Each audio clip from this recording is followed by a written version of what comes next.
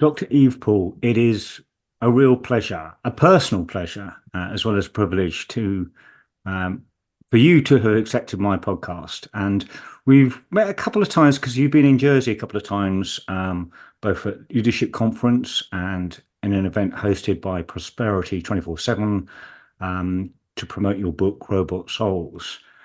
Um, Tell me a little bit about, because one of the things that I found really interesting in Robot Souls, which is ostensibly an exploration on AI, and I'm really happy for you to expand upon that. But actually, one of the real things that I took from it was less about AI and much more what it is to be human.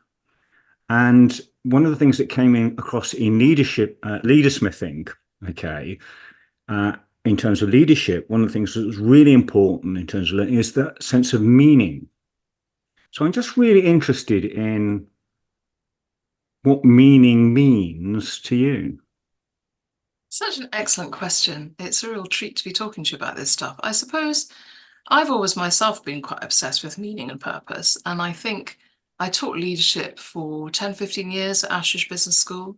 And it becomes very, very clear when you're in that kind of environment that, all that very 1920s scientific management stuff, it works. You can apply matrices and Mhm. 7S's and 2x2s and things and do resource planning, and you can do scientific management, but it's never the thing that makes a difference. And it's never the thing that helps you out when you're stuck. And when you meet real leaders dealing with real situations, leadership only really emerges from a place where people aren't sure what to do. And the role of the leader is to help them with that and indicate a way forward. And why would they follow you if you not are also including in that some meaning and purpose for going to that effort, expending that energy to make those decisions in what's quite often a difficult situation that's going to require effort and often some cost. So I suppose I did theology as a degree, so I guess I've always been interested in big picture meaning and those kinds of frames of explanation in metaphysics about why we're all here and what the world is about. But I think increasingly when I've been working with people, I'm very interested in meaning in the workplace because I think it is the only thing that keeps good staff around, and it's the only thing that ever inspires excellent performance. But I think it's really interesting.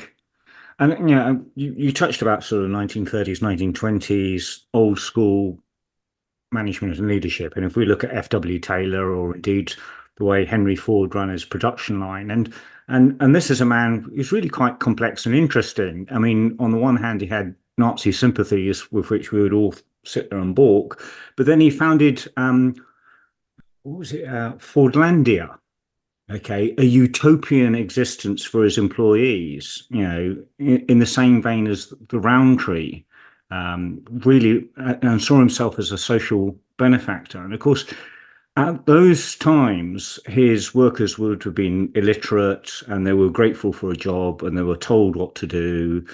And and of course now, 100 years later, we've got a completely different level of education, ambition, understanding. Very often the people coming into the workplace are perhaps better educated, um, possibly more worldly wise than the generation that they're working for. And I suspect our sense of meaning has changed quite profoundly. And yet, as humans, we haven't actually changed that much over the last 3 million years, have we? I mean, how has meaning changed? Well, again, I think there's a sort of philosophical set of footprints behind this, which is for many, many years, philosophy was all about trying to get to the truth. Hmm. So you were trying to identify universal truths, and the religions did that as well, really. Everyone was trying to establish, which way you should go, the list of 10 commandments or a set of gods with particular job responsibilities. So for many, many, many thousands, probably millions of years, we've been pursuing that.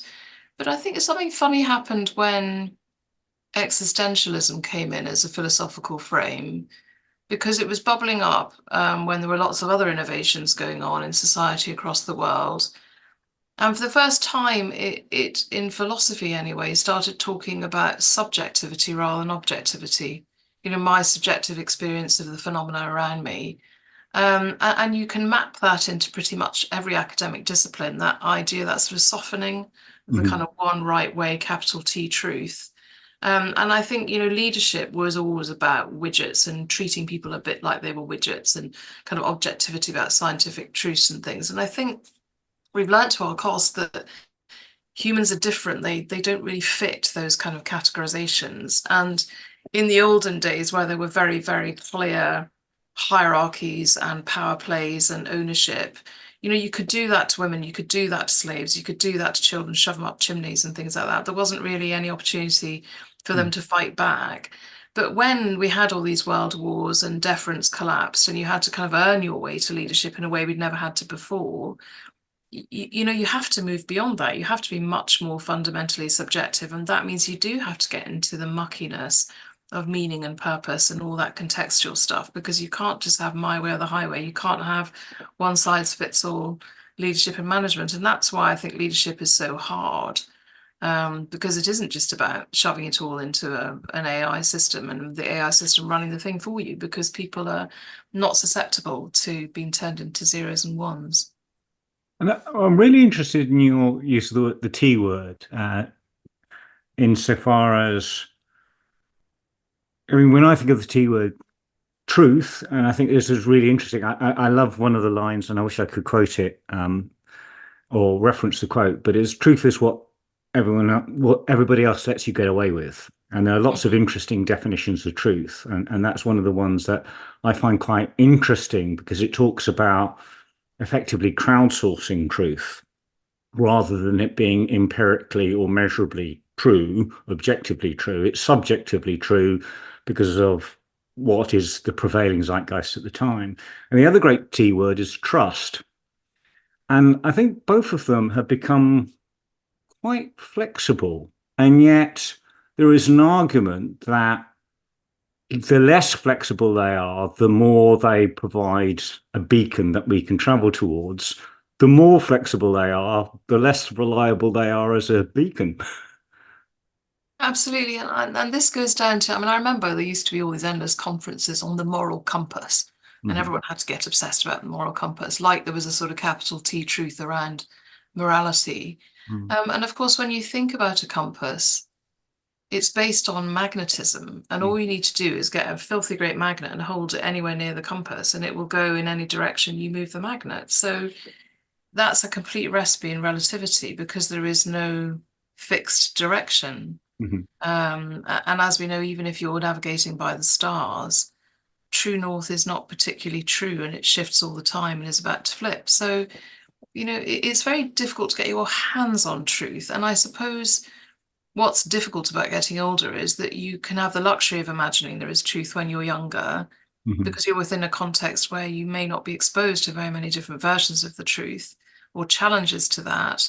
But as soon as you realize the context you're in, particularly in the West, when you start realizing how incredibly flimsy an awful lot of our thinking is, because it's been so partial, and has come at the cost of a lot of lives and peoples all around the world, you start realizing that there are only ever really layers of truth. And of course, that's hugely bewildering, which does mean every single person has to renegotiate their own sense of moral compass. And I really like the John Donne poem for this, where he talks about the mathematical compasses, the ones you use to draw a circle. And it's in his poem, A Valediction Forbidding Mourning. And he talks about the fixed foot. And he talks about his wife being the fixed foot, so that he roams around and she holds him just till he come home. And I think that's the tricky thing. I think these days, when even believing in God is quite a tricky thing for not a lot of people to get their heads around, we all need some sense of fixed foot, otherwise we just are all over the place. But which is why AI is such a challenge, because it will present to you all kinds of truths that look incredibly plausible and attractive and exactly what you were hoping for. But trying to get behind that to something that feels more permanent and more true is really hard. And I think it's really interesting, even when we talk about permanence, the balance between certainty and uncertainty, and indeed the role of leadership. And there's an argument that says, in an uncertain environment, leadership is the thing that gives you sufficient certainty that you can move forwards. But of course, we both know that that certainty is false, and we can therefore follow a false or unhelpful or even dysfunctional journey in pursuit of some element of certainty. And of course, the one person who is absolutely certain about anything is probably going to be wrong. I mean, how do we cope with this innate desire for some element of certainty, and wherever we look for it, whether we look for it in our leadership or astrology, our religion, our faith, our community, with actually the fundamentals uncertainties of life? And I think that's why we're seeing these rather extreme voting patterns around the world where people are going for certainty.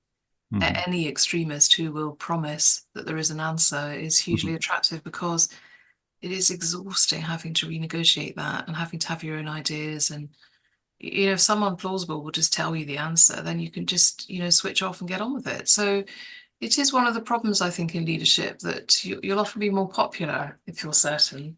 But the risks, as you say, are very high, because it's not so much certainty is false, it's a hypothesis, and you have to hold it lightly. So when there is uncertainty, what leaders are doing is they are putting a stake in the ground about a hypothesis about something that they feel they could be reasonably certain about, and getting agreement to it. And once it is something that you can be clear about and can be agreed, you can turn that into a policy or an operation and sally forth. So even in COVID, we saw that there were original certainties about lockdowns, there were certainties about mask wearing. They were all guesses in an incredibly incoherent world where we had very little idea about what was going on. But we would have steps where a leader would say, I think we go this way, and there would be consensus, and we would go that way. And of course, it's only when all's said and done that you can analyze whether those guesses were right. And that's why whenever, I have to say, I completely don't agree with exorbitant executive pay, but in some ways they could never pay you enough to be a leader, because the whole thing is so freighted with risk, because every single decision is you taking a massive punt that could well be completely disastrous, not because you meant it to be, but just because history's moved on and the facts have changed or whatever. But you're the person who's hung out to dry in whatever public inquiry or courtroom or newspaper is of the day. And I do feel that good leaders do sit with that, and they do appreciate what they're getting themselves into, and they try very hard to get that right, knowing that they never can get it 100% right, but trying to do everything they can to make that as risk-free as possible for everyone that's depending on them. And it's really interesting because that kind of leads into a little bit about heuristics and our love of simplistic, particularly sound bites, even if it's get Brexit done or oven-ready Brexit or stuff like that. I mean, we do love and can be quite easily persuaded by great oratory. And, there's quite a strong argument that says the simple solution is the one that we should go for, almost as if we're foregoing our critical function and saying, let's not bother with that. Let's go with this. Do you worry? I mean, you mention it a little bit within Robot Souls, that by effectively outsourcing our thinking, we lose that critical faculty. I mean, what are your thoughts on that? Two things, really. I think that we are designed to be efficient in terms of energy use, which is why you have heuristics anyway, is to try and create shortcuts in the brain to just reduce load. And I think if you extrapolate that out, whether you talk about inertia and billiard balls, or you're talking about people, we're all pretty overloaded. And particularly now, we know with the sheer volume of data information that comes our way in a way it never used to. So there is just a huge amount of noise, and your brain is trying to do all kinds of stuff like keep you healthy, get you to cross the road, get you to work, get you to function, that it is having to filter stuff out. It is having to jump on shortcuts and things that look plausible just to sort of work. So we're hugely susceptible at the moment, I think, in particular, to fake news, bad news, all kinds of stuff, because we're also creatures who love stories. We tend to find them easier to remember than sort of lists of data. So if someone has a story about a bad guy or a bad situation, we'll tend to remember that more than we'd remember any countervailing data against it. So there is a problem that a lot of people are tired, a lot of people have got their minds on something else, and so we're very susceptible to that kind of onslaught. In terms of whether what we lose with AI, we are experiencing what they call learning loss in school and university situations, because the teenage brain, we know it differs by gender, of course, but is sort of the asymmetric development of the risk and reward receptors, which is why you get risky behavior in teenagers, and the shadow of the future isn't very clear, and all kinds of stuff going on. So it is not particularly coherent to imagine that teenagers would like to struggle in their learning. It's not cool, and there doesn't seem to be any benefit to that. Why would you have to do something difficult when you could do something easy? So the fact that ChatGPT at the moment is not traceable, a complete gift. I mean, why would you not use ChatGPT to help you get your stuff done so that you can crack on with your mates and have fun, get on with the real business of living, given that all these other things seem to be grown-ups putting sort of tripwires in your way for no particular discernible reason. So then you get through your schooling and maybe you've aced your grades because you've had some help from the AI. But you haven't learned anything because you've outsourced all that to the bots. You haven't done the sort of chewing and the stuff that would create the synaptical connections in your brain and the kind of cross-wiring that would allow you to retrieve things that you'd remembered. And then that gets doubled down on at university, where you're, running 55 jobs to be able to afford it and completely exhausted, and you're still up against all these deadlines. You can't meet half of them, let alone go to classes because you're busy. So of course, using an AI to help you in that context would be a no-brainer, because as long as you can get the grades, you get your job. So what happens is you go into the workplace, learning loss at school, learning loss at university, pretty empty-headed. That's if there's even a job to go to, because of course, all the other big technological innovations came for the working classes, and this is the one that has come for the middle classes, because the middle classes used to pride themselves getting an education so they could get a kind of intelligent job, because you get paid more for that, and like in the professions, for instance. But if you think about the professions, if you think about things like audit, I don't think it's likely that in 5 years' time we'll be having old-fashioned audits with people sort of going through stock rooms and going through transactions. There'll be a bit of spot checking, of course, but that will all be done by AI. So that's a whole profession that had a whole route in, oodles of training and all that kind of stuff, and then a route up. Same in law. I mean, already the legal firms are using ChatGPT versions for an awful lot of their day-to-day business, which is saving them a fortune and saving a lot of time. But again, we used to learn while we were doing all that bag carrying as trainees. We used to learn things kind of by osmosis about what wisdom is, what truth is. Why can a partner sort of spot something that's not quite right? What does a good client look like? What is good work? All those things. And now we won't have the opportunity to learn those because the AI is doing those categories of job. So there is generally a kind of yawning hole emerging in lots of areas where there was a sort of supply chain through to the workforce, which is now badly compromised. So there is a sort of rather urgent problem, which is to try and figure out, how do we make learning sexy again? How do we make trying hard and, things being good for the character and all that kind of yucky old-fashioned stuff actually be virtuous? Because if we don't rediscover what it's like to chew on learning, we are going to end up being empty-headed. I'm just interested in that because, of course, the two things that appear to be happening. We formerly talked about the knowledge economy, but of course the knowledge economy may be somewhat undermined. I mean, you have a PhD, I've got some decent management stuff. You work really hard to get those qualifications. Now, as you say, you can completely bypass that, and I can have access to the sum of all human knowledge.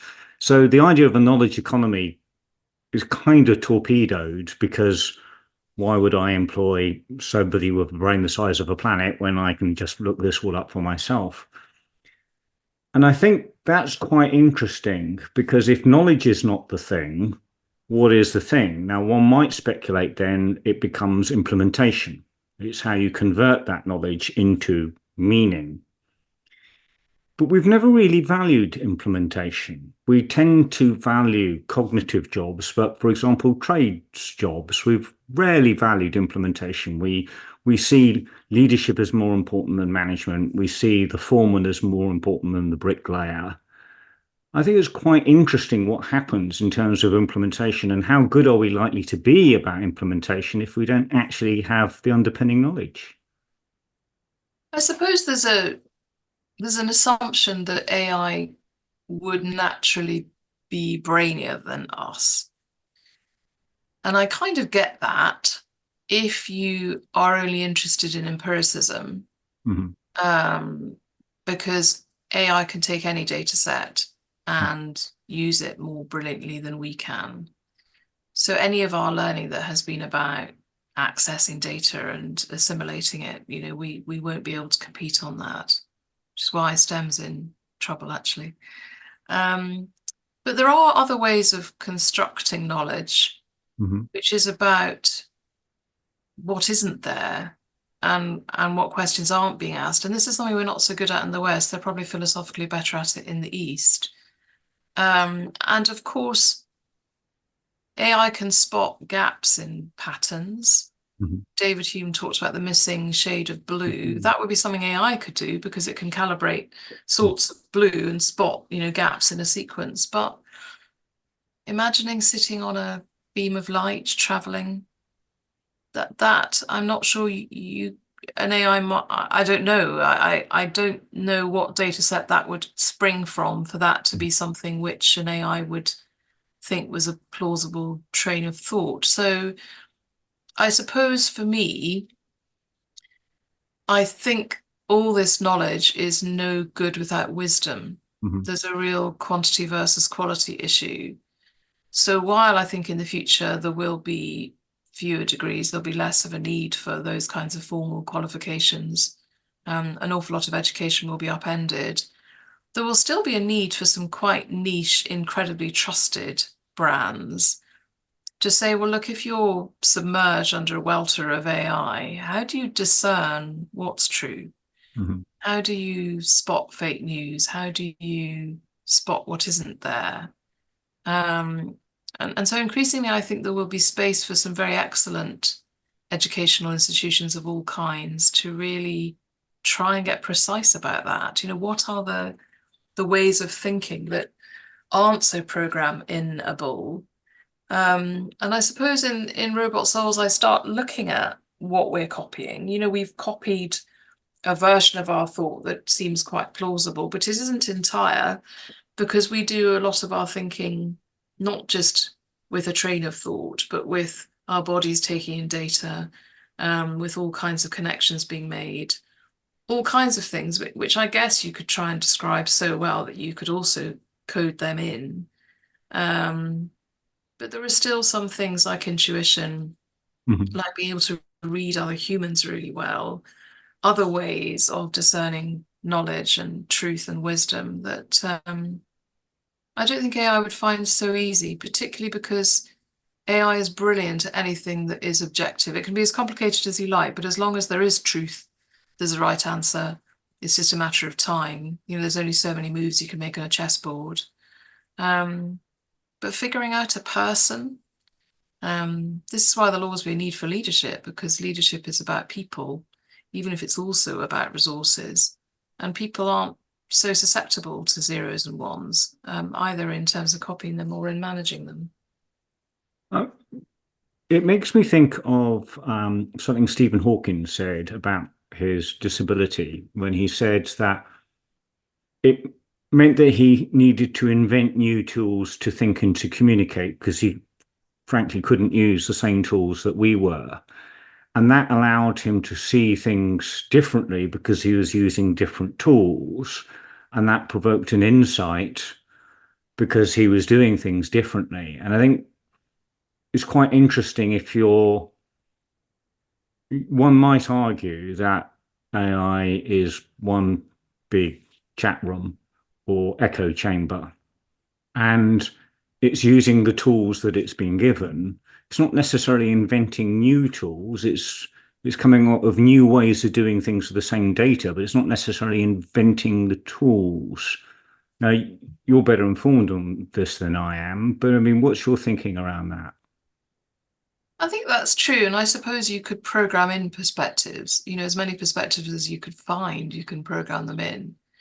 And if we were taking this seriously, that's what we'd be doing. Every time we developed a new insight about how we're wired, we would be programming that in to try and make AI at least as good as we are, which requires a degree of generosity and risk-taking that we aren't always very good at talking about.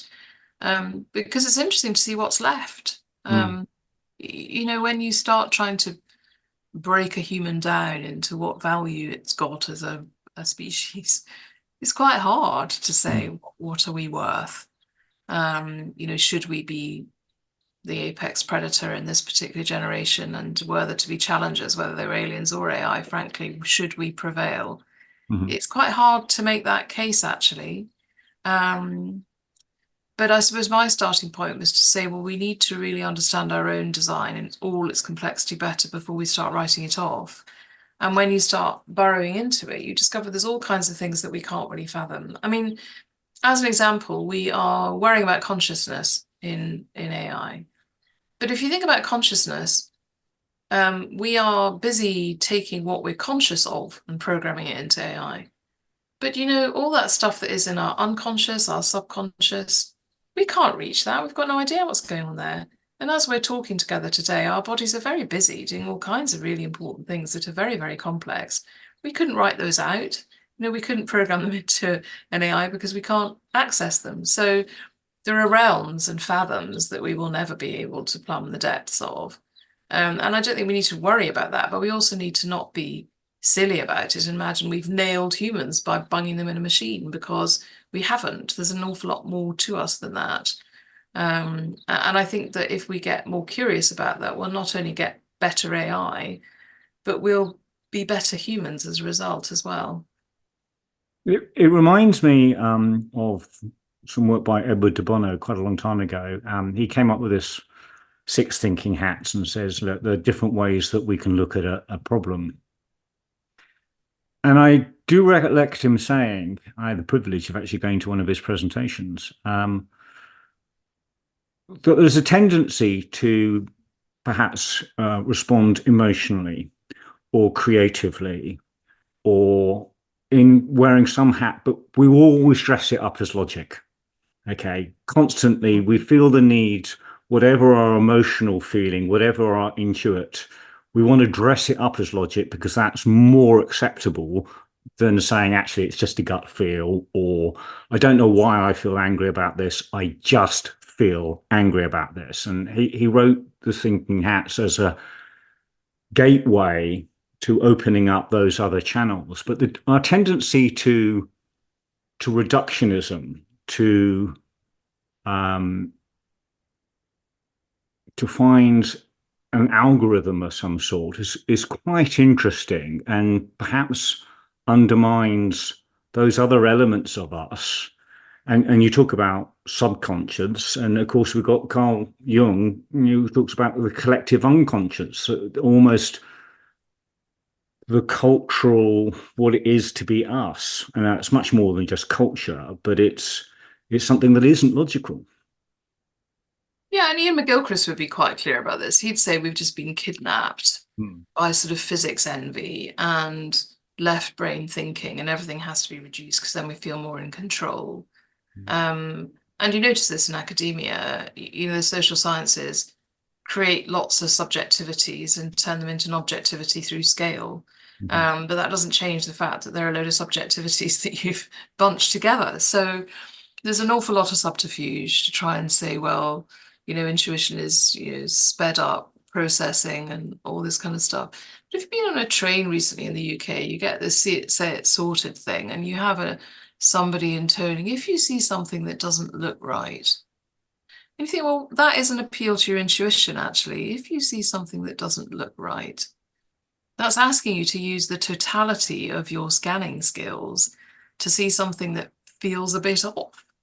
But we're just not very good at talking about that. I mean, we use it, try and counter terrorism, but we're not very good at saying that this is a logical choice we're making about something. And I'm very intrigued by that, because I do think it's time there was a bit of a comeback for the kind of peripheral vision and the right brain and the metaphysics and the meaning making and nebulousness, because it's probably more interesting.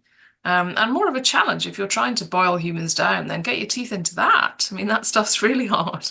But it's really interesting, isn't it? Because maybe it's particularly British thing, or certainly a Western thing. We seem to have chomped our way through our fair share of scandals, with the post office, the blood scandal, the Windrush. Recently, I watched a television documentary on the Chinook helicopter that went in at Kintyre and stuff like that. And what's quite interesting is that very often people have that feeling that something isn't right here, and that somehow it gets trumped by compliance, complicity, loyalty. And I find that quite interesting, the extent to which we might suppress some element of intuit. And that sense of belonging is actually more important than our sense of identity. I think there's just something really interesting in there. Yeah, that's about power, really, isn't it? I mean, we burnt the witches because they were accessing intuition and acting on it, and that was threatening power, particularly male power. And in Scotland, they've recently pardoned the witches because they've taken a step back and realised it was just wholesale misogyny and nothing to do with spell books. And I think there has been a fashion, as you say, it's very in-group, out-group. You must think like I think. Challenger and the O-rings, that was the same thing. The group think is all about somebody has a funny feeling in their tummy, but they don't feel powerful enough to force the issue, and everyone else makes them feel silly about it. So they end up just going quiet. And you see that in every situation where there's been a wrong step taken. But it's partly because culturally we've been hell-bent on suppressing that. I mean, the books about intuition are the same sort. They're basically saying there's no such thing as intuition. It is just stuff we learn as a child that's kind of whizzy quick in our heads. Well, I don't think there's any evidence. I mean, there is evidence, of course, because you find evidence to support these kinds of arguments. But we've all been using our intuition since we were born to kind of warn us off people that we don't trust or tricky situations, because it probably is collective unconscious. It's probably something fairly hardwired in to do with our survival. And, we neglect all that spidey sense at our peril, I think. But as you say, it's not deemed to be cool. It's generally been something that women do, or people are a bit flaky, rather than something that a serious player would say, I trust my gut. But in leadersmithing, it was one of the things when I asked leaders what they wish they'd known 10 years ago, a lot of them say, I trust my gut. And that's intuition, isn't it?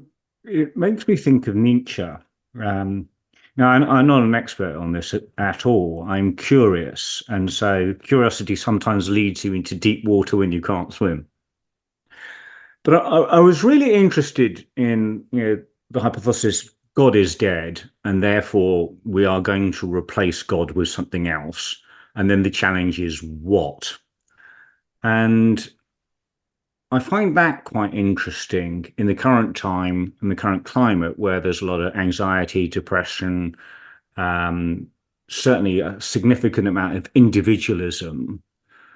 And we did have tribal patterns. We did have a belief in the gods, and then a belief in religion.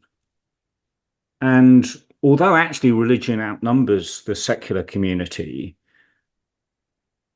we seem to be at loss that to which we would wish to belong.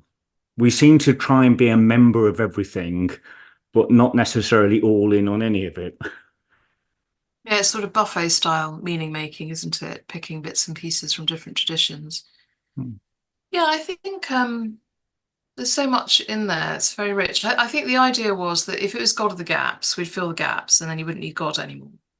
and science is therefore the winning narrative.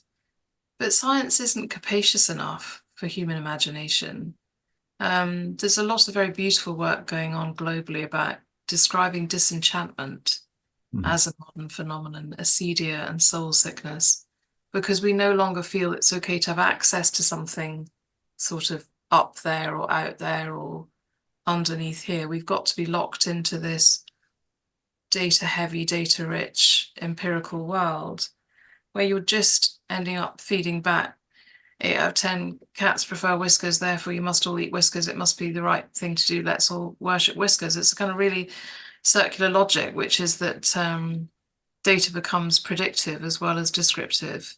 And one of the really powerful things that's in your book, Robot Souls, that really struck me, and to be fair, it's kind of obvious, but I hadn't noticed it until I read it, is the use of AI to turn an is into an ought.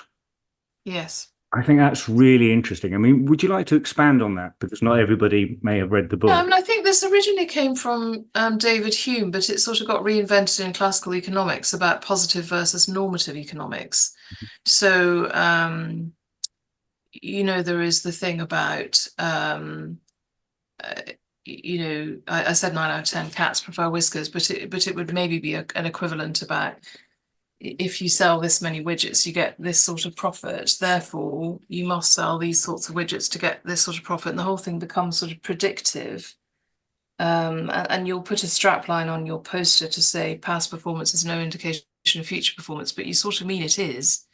You say we performed this way last year, we got this percentage, and therefore you'll take a bet on us always having that kind of percentage. So it's a sort of confusion that you present data as though it is permanent fact rather than a snapshot of what has hitherto been the case. And so you don't get curious about how that data could change, ought to change, whether that's right. The classic in sort of public policy is, well, everyone lies. So is it okay, therefore, that everybody should lie? That's taking an is to an ought. It is true, I'm sure, that very few of us have ever not lied 100%. But should we make sure everything we say is a lie? I mean, the community would collapse very instantly. So it is one of those things where if you just bung a load of data into AI and say that is the totality of everything we know, then because you haven't also given AI the ability to really interrogate that, then it is garbage in, garbage out, and the past becomes the future. And I suppose I feel sad about that because it feels as though we lose our agency there.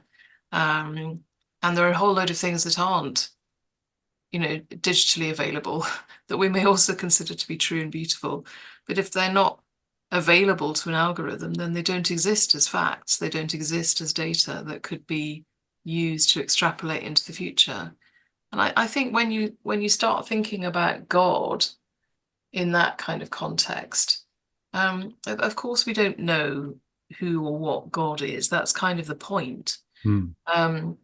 You could, I suppose, take every single global value narrative, any faith narrative and philosophy you could get your hands on and feed it all into a great AGI in the hope that it would kind of average out, because everybody always says it's all about do as you will be done by and love your neighbor. And there's some pretty standard things that come out of that kind of exercise. And that would probably be worth having. But the point is we seem to yearn for meaning. We seem to yearn for purpose. That seems to be part of our operating system. And it's not just about patterns, it's also about aspiration and motivation and all of those kinds of things. And that's where I think there is an extraordinary amount of mental unwellness, because it's being suggested to us anyway, that it's just a matter of time before there is no more mystery, everything has been solved, either through science or AI. And then that leaves no room for us. And I think people are sensing that and thinking, well, what about me? It's the What Was I Made For song from Barbie. I think it's really interesting, the trade-off between agency and belonging. I mean, maybe there isn't a trade-off, but my perception is that you have to trade off some of your agency or your individualism to conform, comply, be part of the community. And then, what is the right point at which you gain your identity? Because it's really interesting that your identity is actually defined by how others respond to you. So we know with the formative years as a child, you know, how you are treated, then actually defines your attachment style and then your belief and your understanding of the world, because it's how your caregiver responds to you, or the chair doesn't move at all, that we start to realize, well, this bit's me, that's an object, that's the subject, etc. So you are defined by how people respond to you. But then that sense of belonging, how we have that individualism and belonging, and that's what Jung would have called individuation, that transitional point of personal growth, how all those things happen at the same time is quite challenging in an environment where largely we're told to kind of toe the line, join in, be part of the movement, subscribe here. Yeah, and I think that gets back to fixed foot a bit, doesn't it? I mean, I think if you've had a healthy childhood, you will feel noticed, you'll feel significant, you'll feel competent and able to do things, a sense of agency, and you'll feel that people like you or are interested in your welfare. And those are the key things that allow you to work well with other people in a healthy fashion. But I mean, Adam Smith would say the only reason we're ethical, he wouldn't necessarily think that we're hardwired to be good. He would say it's because we're held in the gaze of the other, and it's the impartial observer. And of course, that's why every time they do the World Values Survey, they find that people of any religious persuasion whatsoever are more law-abiding than atheists, because they feel particularly held in the gaze of another who is supernatural and could punish them. So belief in hell is also correlated with obedience to law. And again, it's one of the really interesting things around looking at the development of the West and capitalism and all those kinds of Protestant work ethic things. But it does suggest, of course, we are incredibly motivated by the other, and wanting to get reciprocity in terms of the feedback from the other that we are significant, we are competent, we are loved. And that will drive a lot of behavior. And I suppose that's where all the power and politics comes in, is that there'll always be, even in the most egalitarian society, a pecking order. And you want to be with the powerful, not the weak. And that will mean trade-offs around how you display, how you show up. You see this across the animal kingdom anyway. And I suppose as humans, what we're learning is that we could have the capacity to be better at that and more inclusive, but we need to sort of plan for that, because when you don't, it just kind of goes back to common denominator again. But it's quite interesting. That's tricky. It's quite interesting, the point about significance. I mean, if we go back to tribes and the Dunbar number, there's quite a good argument that says in 150 people, you're probably reasonably significant, because frankly, if you weren't, you'd be pushed out. And that's how natural selection worked. It's pretty brutal. There's 7 billion people on the planet and quickly growing to 8. I mean, Andy Warhol's idea that each one of us will have 15 minutes of fame is going to be 50 microseconds. I mean, do we actually have significance? And where are we even going to get that significance from? Because of course, I talked about, being brought up by your caregiver, who, if we look at traditional family models, from when I was born, you probably have a stay-at-home parent who looked after you. If you were wealthy, you might have a nanny. Certainly, you'd have some sort of play group. Now, increasingly, your parents will be looking at dual income. They're probably strapped to their phones. Your care is probably outsourced and therefore commoditized. We know psychopathy is actually increasing as a percentage of the population, possibly because we like that decisiveness, or possibly because we've bred it. And I'm interested in that, both in terms of the positive and the normative, the is and the ought that we talked about. There are lots of things happening in terms of more diagnosis of autism, more diagnosis of psychopathy, more diagnosis of poor mental health, a whole load of things that it's unclear whether we're just getting better at diagnosing or there has been a step change in the number of those kinds of people or those kinds of conditions. And I'm intrigued by it because the one thing I noticed looking at AI is that one of the reasons we're still here as a species is our incredible diversity, Mhm. in that you have those billions of people and every single one of them is different. In the same way that when you look at the animal kingdom and you look at the plant kingdom in particular, diversity is baked in as a resilience strategy.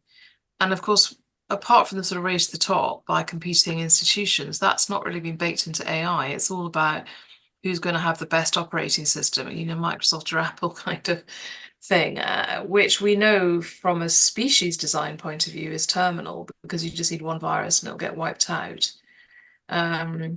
So I'm interested in that, in are the changes, is it just labeling and description, or have we called out of the population different skill sets that we find more useful, more attractive these days?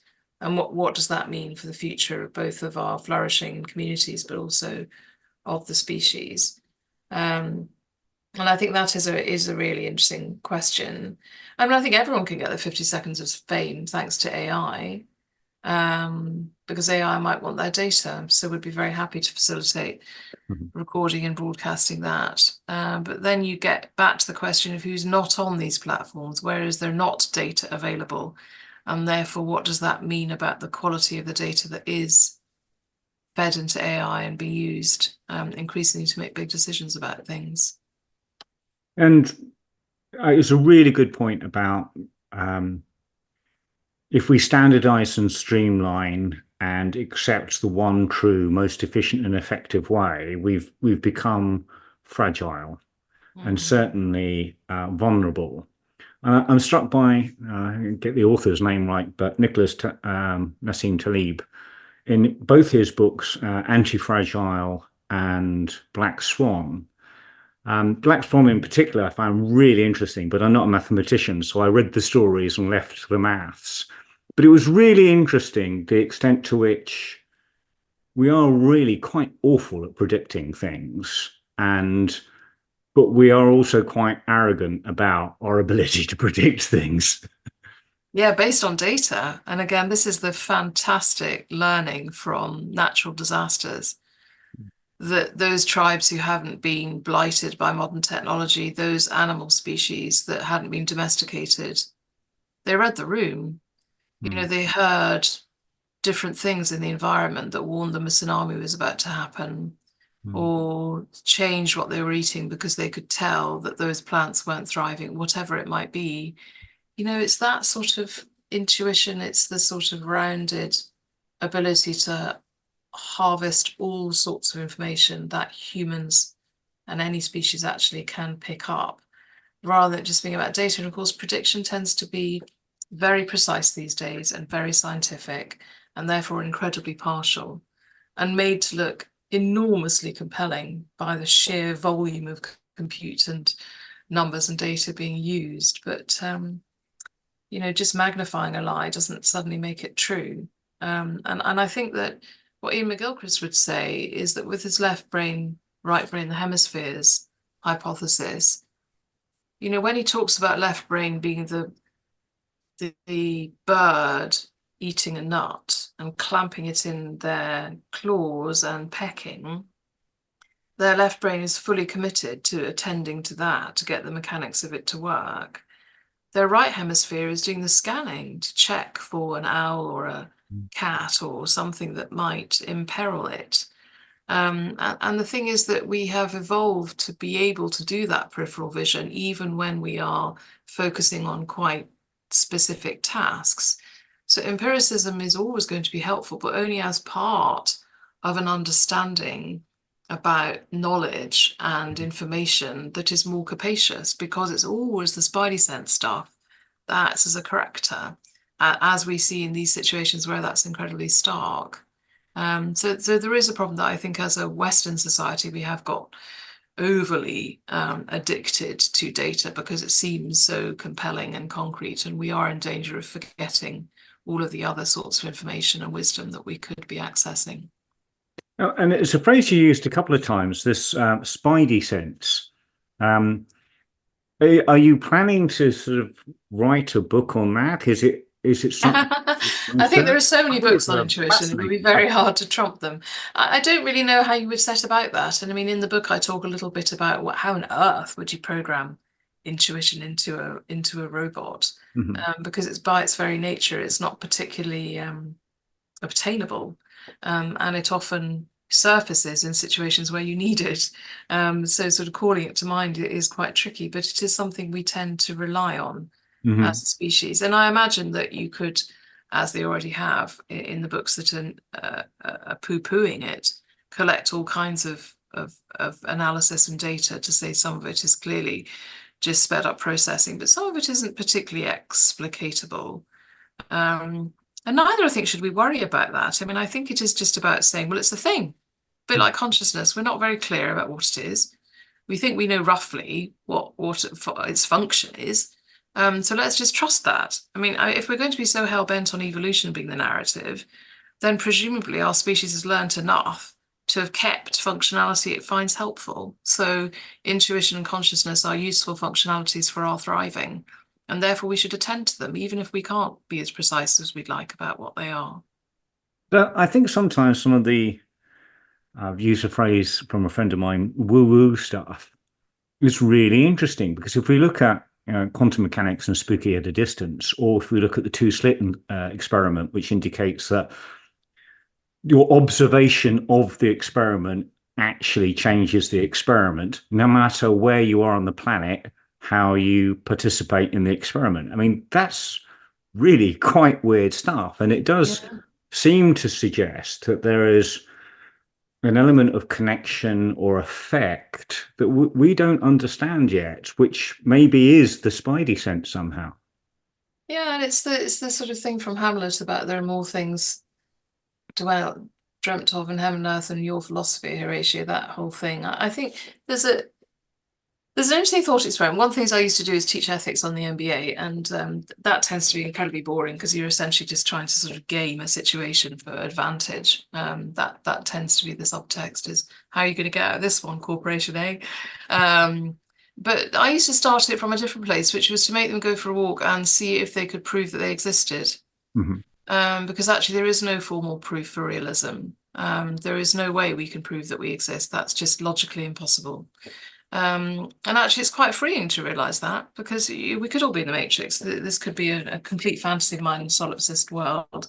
And actually when you realize that actually what you had thought was very certain is really not certain, it stops you being so addicted to certainty. So I don't know if you have had to read the Gruffalo to a small child, but the story of the Gruffalo is about this little mouse making up a monster in order to frighten off all of these creatures that he meets on his walk. And of course, it turns out at the end that the Gruffalo is real. And I think we've done that about God. We do it about a lot of things. We've probably made God up, but it doesn't mean that God doesn't also exist. But God is probably something that we can't even conceive of. We've had a good stab at trying to sort of say greater than, omni this, bene that. But we don't know. We don't lack we don't have the language or the capacity really.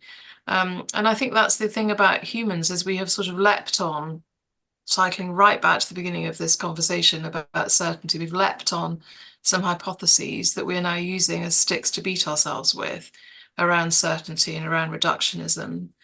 But the problem is, if we are that easy to reduce, if you can turn us all into ones and zeros, then we're incredibly easy to replicate and to replace. So I'm on a one-woman mission to try and obfuscate for our survival. Well, we know that dolphins, for example, are incredibly intelligent. And we could quite easily argue that if they are intelligent, they're probably more intelligent than us, because somehow they have not changed their environment, but indeed thrived for an exceedingly long time without necessarily putting their own existence at risk. What do we know about how other species think? Because, as humans, we're obsessed about our own importance, our own sense of morals, our own thinking, our own identity. Clearly, we are just an evolved mammal.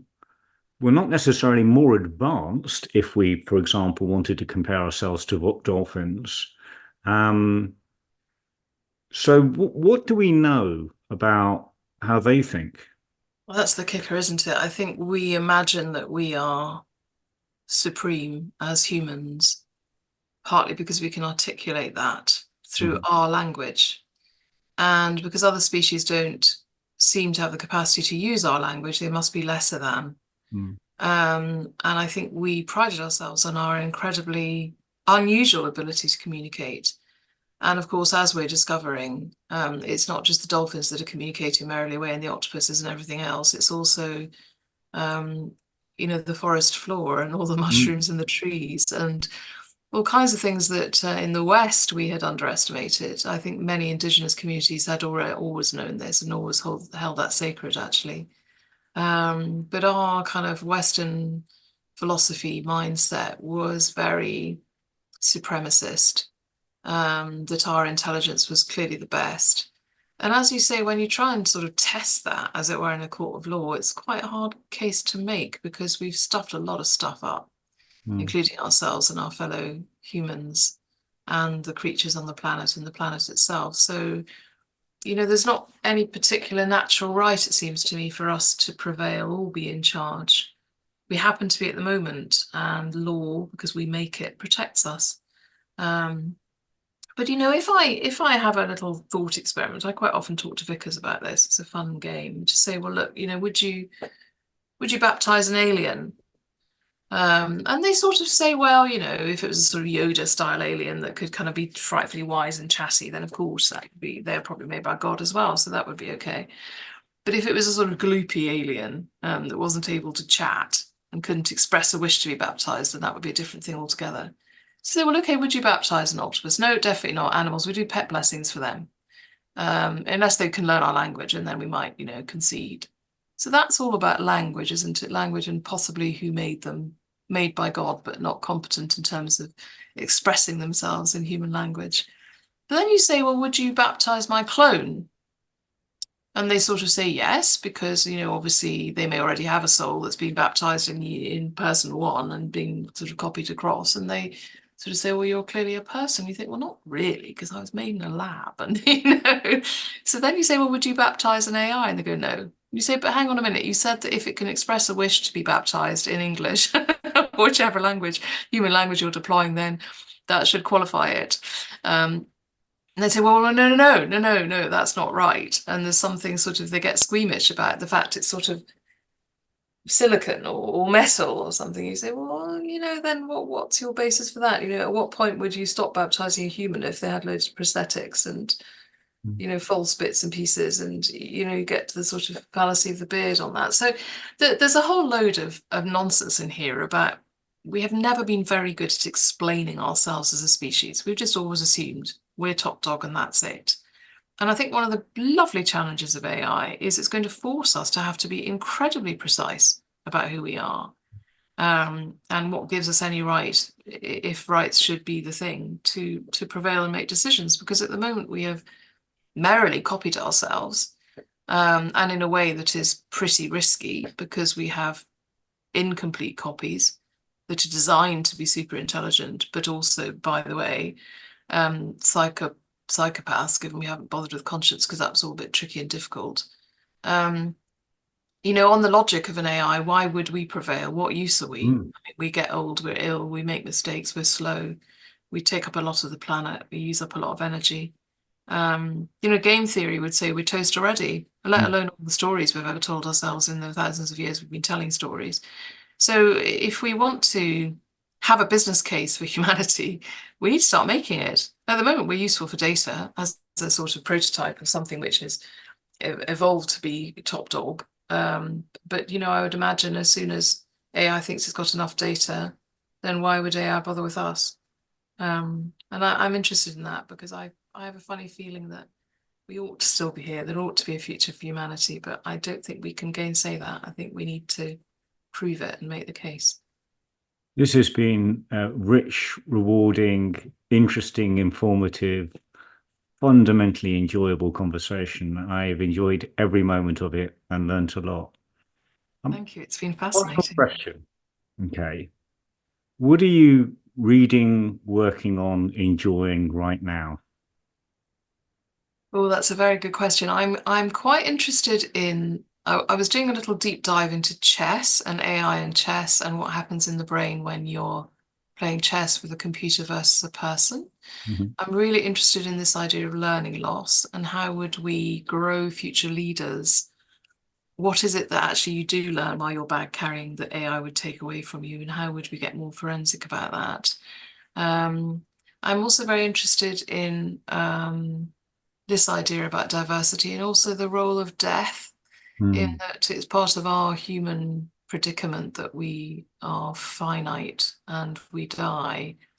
We're not designing AI to have a life in that way. And I wonder how much of our conditioning is about the fact we know we're mortal. And that's a sort of clever mechanism in evolution, I guess, to sort of bank down gains from one generation to the next and carry evolution forward. So I wonder about the ongoing learning of AI and the structure of all of that, if there isn't some sort of death built in. Mm. um, and I'm also interested in these global questions about morality in AI. What does that really look like? And what are our intuitions about what ethics is really about, in spite of all of the body of knowledge in all the different wisdom traditions, but particularly in evolved Western thinking about ethics, given that a lot of that is informing AI already. So lots of things that I'm sort of worrying away at, and also thinking a lot about education and what this means for the future of education and what we might do about that. So plenty to keep me busy. Well, look, thank you very much indeed for sharing that. I certainly look forward to whatever you do next. Thank you very much for participating in this. It's been a great conversation. You're a great person, and two really great books, and I shall continue to follow and read from you. So thank you very much indeed. Thank you.